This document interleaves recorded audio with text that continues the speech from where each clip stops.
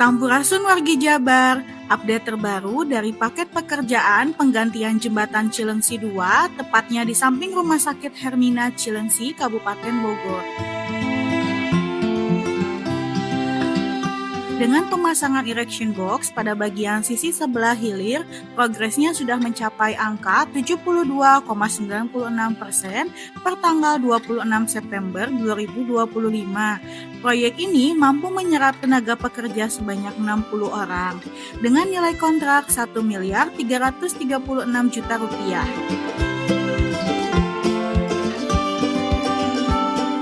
Para pengguna jalan, mohon maaf perjalanannya terganggu. Mohon bersabar ya, kita dukung proses penggantian jembatan ini supaya berjalan dengan lancar dan tepat waktu. Terima kasih.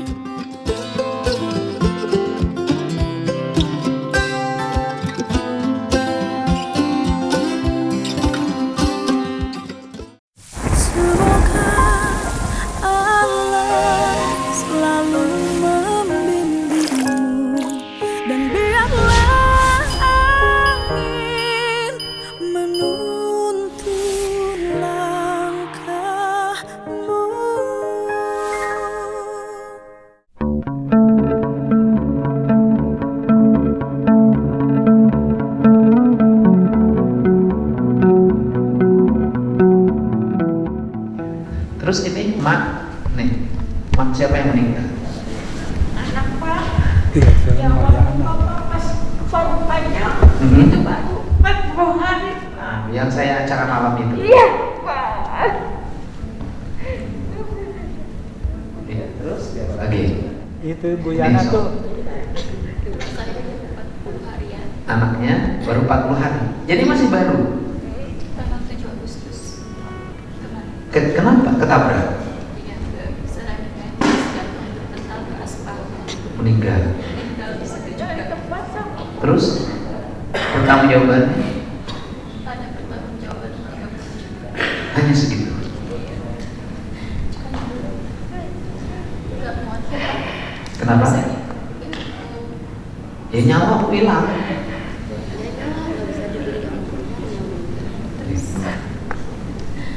Itu yang bawa motornya ada teman saya, teman anak saya. Terus dia yang bonceng terjatuh ke aspal dekat mobil itu. Yang punya laporan. Ini ada saya. Ya udah. Ibu sama. Sama. Ya, anak saya habis pulang sekolah Mhm. mau jemput saya ya, kan saya kerja.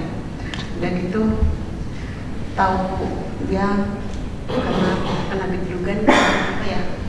Oh, ini yang mental masuk ke dalam itu. Kelibis.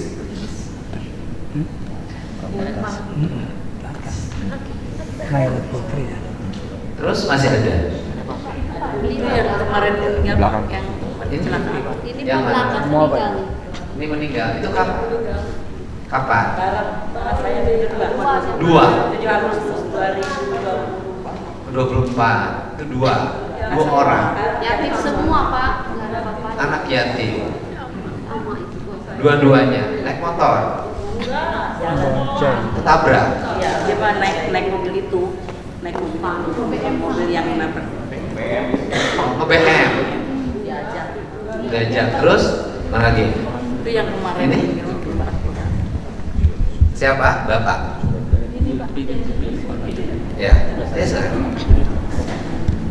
Ini lagi. Aku korban Pak Korban. di kelindes tronton pakai palsu 1. Maaf Bapak,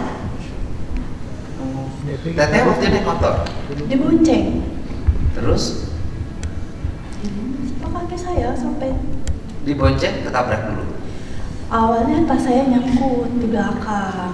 Belah tadi nyangkut ke mobil. Iya, mobil tronton. Ya kena mepet. Betul.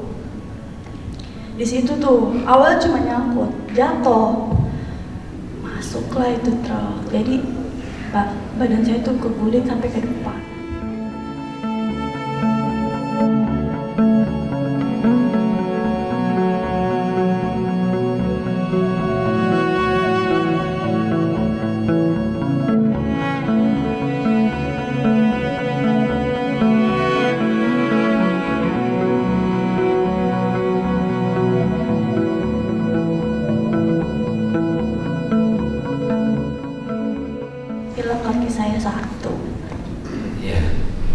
Masih ada? Itu yang 40 hari. Ini masih baru meninggal. Yang baru itu konsep. Masih baru. Yang meninggalnya siapa? Anak sama cucu. Dua. Dua-duanya tertimpa. Yang tertimpa mobil konyol. Disebut supir konyol kenapa? Kan orang-orang antri. Nah, terus? Kenapa dia dari kok kanan? Oh, Dia kaget di depan dia ada mobil. Dia diam sekaligus di bawah kanan. sopirnya diproses polisi nggak? Diproses. Dia tahan nggak? Ditahan. Oh, sopirnya ditahan. Ditahan. Oh. Terus apa yang didapat dari keluarga? Oleh keluarga? Apa dari keluarga ya dari pihak supir ya kasih santunan 25. Segitu aja. Begitu, tapi harus diajukan ke asuransi dapat 30. Segitu aja. Tapi yang meninggal satu orang kita ada. Iya. Masih ada? Mana? Ini? Saya tabrak di Parupanya. Meninggal. Tahun berapa? Tahun September 2023. Bapak masih baru. Ini kakak saya, ini adik kakak. Terus masih Bapak? Anak saya kalau dinas mobil, tapi sampai tahun Meninggal. Tahu udah lama. Ada yang masih baru? Ini Pak, yang baru nih. Mana? Siapa yang meninggal? anak Pak Kapan? tanggal 22 Agustus hari Baru ini. Berarti di bulan Agustus ini ada berapa yang meninggal? 1, 2, 3, 4, 5, 6. Jadi di bulan Agustus ini ada 6 meninggal dunia terlindas mobil. Ini ya. Ya, terima kasih Bu ya. Nah. Kenapa Ibu? Ibu dari depan, mobil tronton belakang, ini menunggu mobil lewat, saya maju, itu mobil tronton disuruh ke belakang malah maju nabrak saya. Mobil Tronton. Ibu naik motor? Naik motor mau belanja, Terus? mau belanja ke Tanah Abang. Terus? Itu disungkur mobil. Sampai sekarang sih kaki saya jalan belum bisa ke jauh. Kelindes Ketabrak ke depan ke belakang. masuk ke kolong. Bukan, ibunya posisinya lagi. Bisa di Jangan ya. jangan. Ibunya posisinya Posisinya di depan. Tabrak. ke samping terus ke kolong. Iya gitu. Iya, baik ya. Nah, itu adalah rentetan yang saya katakan peristiwa-peristiwa kemanusiaan yang berulang. Jadi kalau saya tidak segera mengambil keputusan, bisa jadi bulan September kemarin dan minggu ini ada. Mungkin besok ada, lusa ada terus. Artinya, kalau saya tidak mengambil keputusan, berarti saya membiarkan nyawa rakyat hilang dalam setiap hari dari sia-sia dari kecelakaan. Jadi ini harus disampaikan kepada publik secara terbuka. Untuk itu tadi saya sudah sampaikan yang untuk mengalami cacat permanen nanti saya siapkan 50 juta dari Pemprov Jabar. Itu bukan mengganti kecelakaan, enggak. Sebagai bentuk empati pemerintah provinsi terhadap derita masyarakat yang dialami. Kenapa? Karena pemerintah provinsi kan dibayar pajaknya. Walaupun pajak yang dibayarkan ke pemerintah provinsi tidak ada arti dibanding dengan jalan yang harus dibangun. Kan sebenarnya nggak ada untungnya. Uang masuk setahun 25 miliar, jalan dibangun 100 miliar, yang meninggal berapa? Kita udah rugi 75. Nah, ini yang dimaksud. Dan kemudian sama yang keluarga meninggal, saya naikin deh nggak 25, 40. Biar keluarganya nanti punya kehidupan ya. Jadi itu saja. Setelah ini silahkan Bapak dan Ibu bicara dengan tim kuasa hukum apa sih yang mesti dilakukan. Kalau saya sih sikapnya itu, dan selanjutnya pasti ini adalah penjelasan penting bagi saya untuk merumuskan kebijakan mengenai paru pajak. Dan yang berikutnya kan muncul di media sosial tuh, muncul. Orang Parung Panjang teh cari cingwah ya. Kan gitu loh. Kan itu begitu orang demonstrasi kan muncul, kenapa diam saja? Saya bisa jadi diam saja, bisa jadi sudah. Ya? Ya gimana? Assalamualaikum warahmatullahi wabarakatuh. Perkenalkan, nama saya Junedi, Pak, dari Aliansi Gerakan Jalur Tambang. Kami berhimpun dan berorganisasi selama ini mendampingi para korban dan masyarakat yang terdampak daripada aktivitas tertambang dan mobilisasi tertambang. Pertama saya mau mengucapkan terima kasih kepada Bapak dan jajaran pemerintah Provinsi Jawa Barat dan tim hukum Jabar Istimewa sudah menerima kami dari Parung Panjang, Rumpin, Cigudeg, dan Gunung Sindur serta Ciseeng. Perlu saya sampaikan di kesempatan yang baik ini Bapak, bahwa memang isu yang berkembang dan sempat viral terjadi di publik sekarang ini memang Parung Panjang, tapi dampak daripada aktivitas tertambang itu bukan hanya di Parung Panjang, tapi ke Rumpin, Gunung Sindur, Ciseeng, sampai kemudian katanya orang Cigudeg kurang Rumpin dirugikan kemarin ditutup. Punten Bapak, itu adalah benar kata Bapak, itu soal orang yang memang ada kepentingan di dalamnya. Itu juga harus didalami siapa yang kemudian kemarin melakukan aksi demo dan menentang ataupun memprotes daripada SE Gubernur kemarin yang dikeluarkan. Tentu kami sebagai masyarakat selama ini mendambakan dan merindukan kebijakan pemerintah yang adil buat kita. Alhamdulillah dengan dikeluarkannya surat penutupan sementara oleh Bapak, paling tidak ada kehadiran negara dan pemerintah hari ini. Itu kita apresiasi setinggi-tingginya kepada pemerintah. Kami sudah berpuluh-puluh tahun mendampingi masyarakat. Hasilnya sama saja, dari menyurati pemerintah daerah, kementerian, DPR RI, audiensi, sampai kemudian mencarikan solusi jangka pendek dan jangka panjangnya, tetap saja tertambang harus tetap tidak ada aturan yang bisa melarang mereka lewat. Nah, artinya apa? Peraturan Bupati nomor 56 tahun 2023 yang sebelumnya ada peraturan Pergub Bupati nomor 121 tahun 2022 juga tidak berdampak apapun terhadap aktivitas tertambang.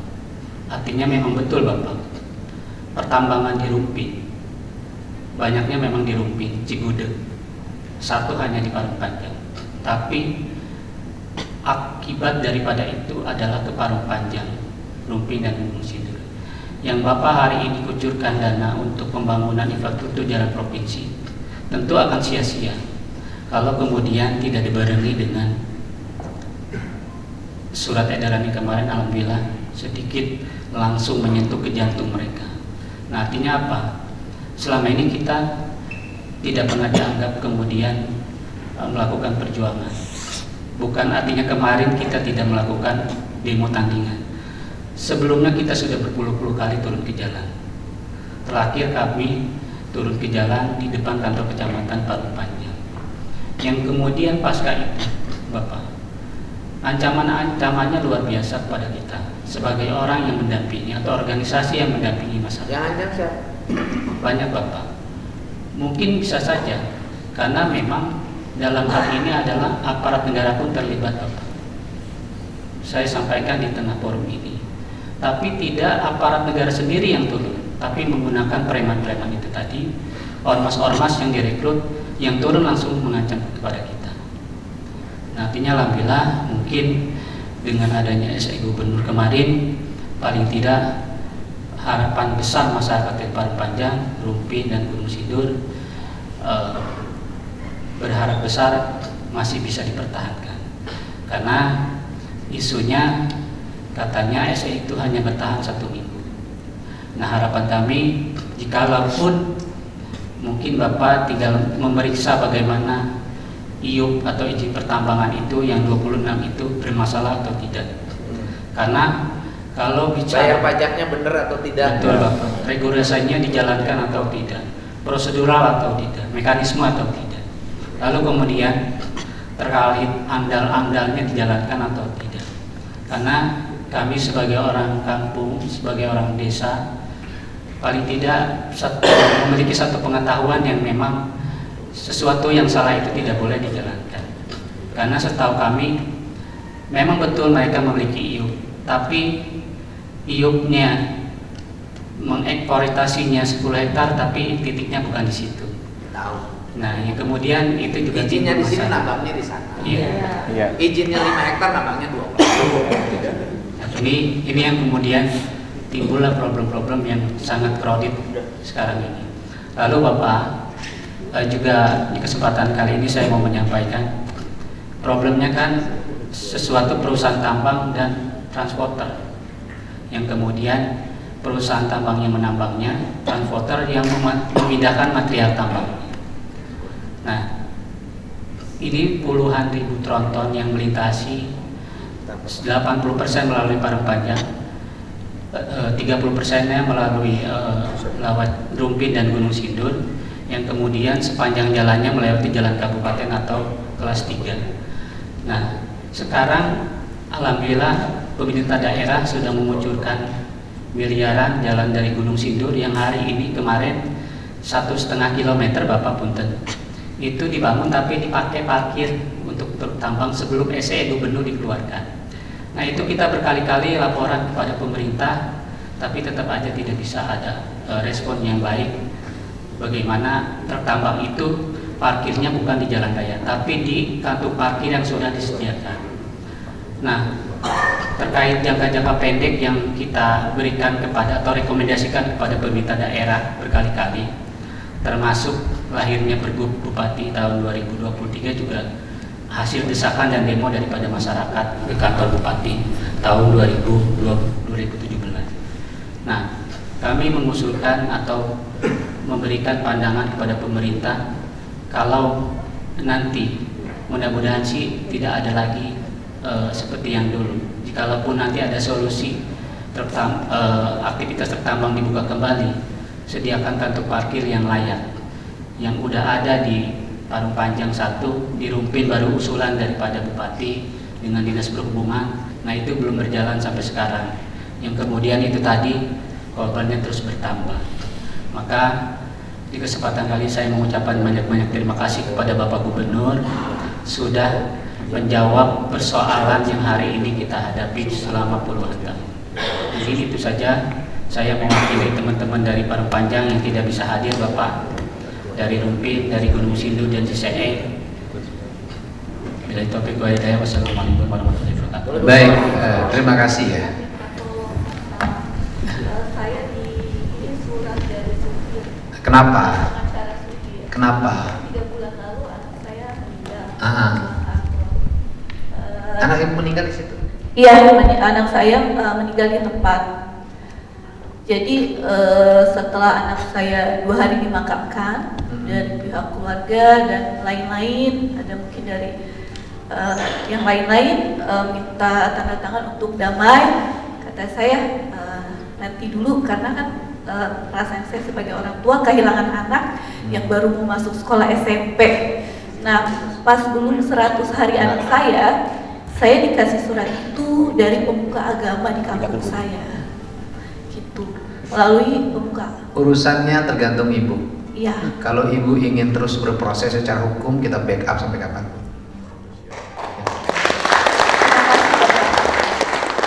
Saya ingin di Rumpin itu sampai Parangpanjang, untuk saya di Rumpin kan kecamatan banyak sekali SMP, SMA, SD kan di situ semua kecamatan, dan anak saya kan terjadinya juga di pusat di depan kecamatan dan SMP. Saya inginnya generasi baru ini terjaga, Pak. Tidak ada korban lagi. Saya cuma pengen itu, jangan pernah ada korban lagi, meskipun dari keluarga siapapun lah, Pak. Saya nggak mau ada korban lagi karena generasi muda kita ini kan perlu dilindungi, Pak. Ya, baik. Yang pertama bahwa Pemprov Jabar akan membentuk tim audit investigatif untuk mengevaluasi seluruh perjalanan tambang di situ. Ada beberapa variabel yang nanti akan menjadi kekuatan utama untuk melakukan investigatif. Variabel pertama adalah benar nggak antara surat izin dengan objek yang menjadi tambangnya sesuai tidak? Itu yang pertama. Yang kedua, benar nggak pengelolaan lingkungannya UKL UPL-nya sesuai dengan UKL UPL dan AMDAL yang dibuat dan yang menjadi jalan disahkannya sebuah IUP. Yang ketiga, benar nggak dia bayar pajaknya? Ada kerugian negara nggak dari pajak? Saya meyakini betul bahwa bayar pajaknya belum tentu 10% dari total produksi, belum tentu. Ya kan, dan itu semuanya akan kami audit, dan audit itu akan menjadi dasar pijakan keputusan kami berikutnya. Kami tidak akan mengeluarkan keputusan apapun tentang Parung Panjang sebelum kami mendapat rekomendasi dari audit itu. Dan auditnya akan melibatkan tim dari ITB dan IPB. Jadi tim perguruan tinggi yang membuat audit itu. Untuk apa? Untuk menjaga independensi di audit. Berikutnya adalah ke depan saya menjamin tidak akan pernah ada lagi mobil tambang yang harus lewat ke jalan yang digunakan oleh masyarakat.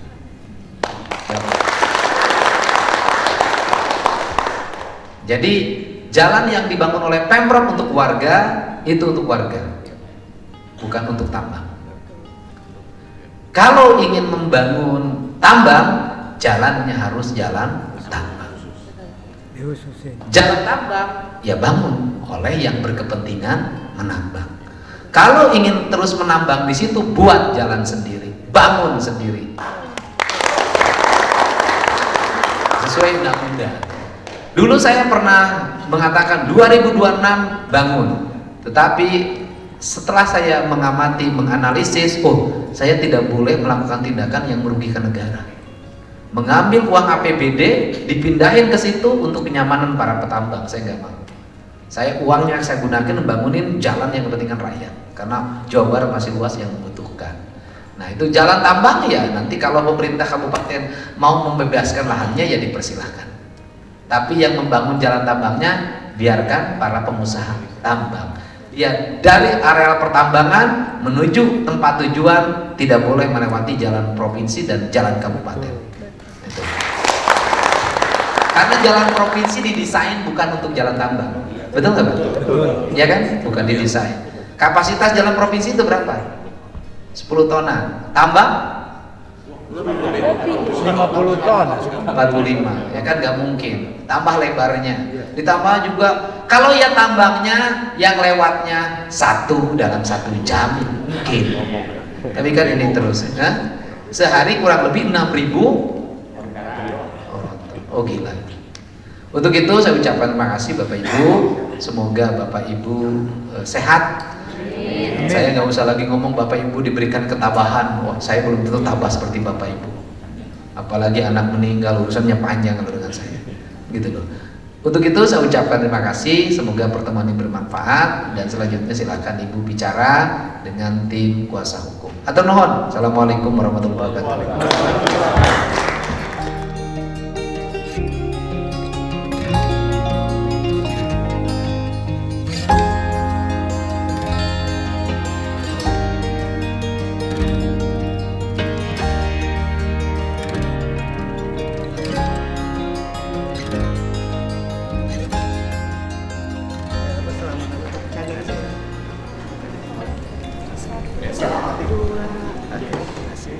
Kasih ya. Ya. Sudah dulu. Bisa jalan di motor juga Bapak. Bisa. Kan ajar. Kasih. Ajar di mana? Oh, ya udah tapi udah N kan? K3K. Apa itu? Ya udah. Tapi gitu sih. Ya.